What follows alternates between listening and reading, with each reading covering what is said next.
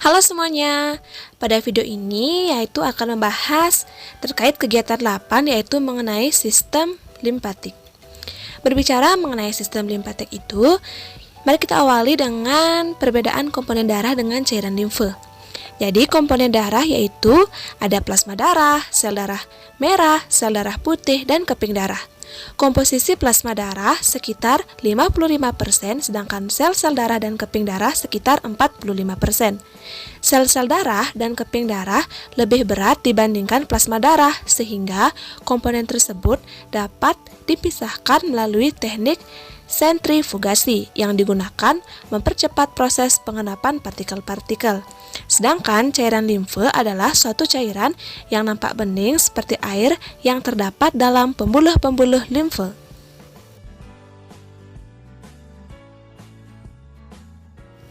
Fungsi cairan limfe yaitu mengembalikan kelebihan cairan interstitial dan protein plasma dari jaringan ke dalam sirkulasi darah, mengendalikan kualitas aliran cairan jaringan dengan cara menyaringnya melalui nodus-nodus limfa sebelum dikembalikan ke sistem sirkulasi.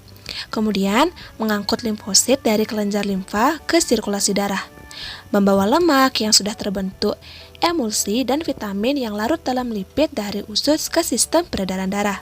Kemudian, menyaring dan menghancurkan mikroorganisme untuk menghindarkan penyebaran organisme itu dari tempat masuknya ke dalam jaringan ke bagian lain tubuh, serta menghasilkan zat antibodi untuk melindungi tubuh terhadap infeksi. Kemudian juga mengeluarkan zat-zat toksin dan debris sel, yaitu sel rusak dari jaringan setelah terjadi infeksi atau kerusakan jaringan. Proses peredaran limfe, yaitu sistem limfatik ini sebenarnya bagian dari sistem sirkulasi sebab terdiri dari cairan yang bergerak, limfe dan getah jaringan, dan cairan tersebut berasal dari darah. Limfa yaitu bukan limfa, berasal dari plasma darah yang keluar dari sistem kardiovaskular ke dalam jaringan sekitarnya. Limfa atau getah bening ini merupakan suatu cairan yang nampaknya bening seperti air yang terdapat dalam pembuluh-pembuluh limfe. Cairan getah bening tidak selalu berada di dalam pembuluh, maka disebut sebagai peredaran terbuka. Cairan limfe dari seluruh tubuh yaitu kepala bagian kanan, leher kanan, tangan kanan, dan dada kanan mengalir ke dalam ductus thoracikus dan akhirnya bermuara pada vena subclavia kiri. Cairan limfe yang berasal dari kuadran kanan, yaitu pada kuadran kanan atas, akan bermuara pada ductus hepaticus dexter dan kemudian mengalir ke dalam vena subclavia kanan.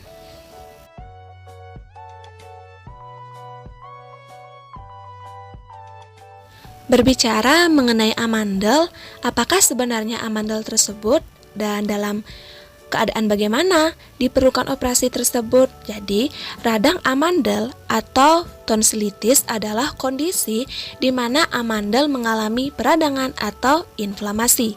Amandel atau tonsil merupakan dua kelenjar kecil yang ada di tenggorokan.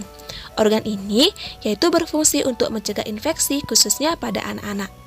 Kemudian amandel ini diperlukan operasi dalam kondisi apa? Yaitu pada perdarahan pada amandel, radang amandel yang menyebabkan kejang, kemudian juga demam, kemudian juga pembengkakan amandel yang menyebabkan sulit menelan, kemudian juga gangguan pernapasan, dan pembesaran amandel yang dicurigai ganas atau bersifat kanker.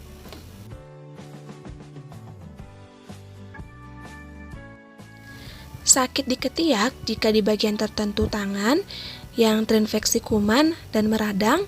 Kemudian bagaimana mengenai kejadian tersebut? Nah, jadi penyakit tersebut dinamakan limfadenitis, merupakan peradangan pada kelenjar getah bening. Kelenjar ini merupakan bagian dari sistem limfatik yang memiliki peran penting dalam menjaga sistem kekebalan tubuh agar berfungsi dengan baik.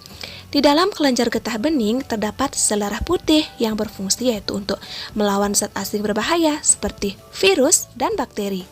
Ketika mikroorganisme tersebut menginfeksi tubuh, kelenjar getah bening dapat membengkak dan meradang, sebagai respon terhadap infeksi, sehingga muncul keluhan limfadenitis.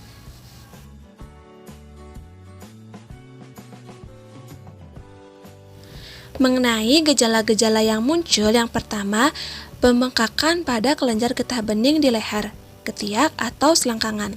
Kemudian, kelenjar getah bening nyeri bila diraba. Kulit di daerah kelenjar getah bening menjadi kemerahan. Terbentuknya kumpalan nanah atau abses di kelenjar limfa yang membengkak. Dan juga keluarnya cairan dari kelenjar getah bening yang membengkak, dan juga yaitu demam.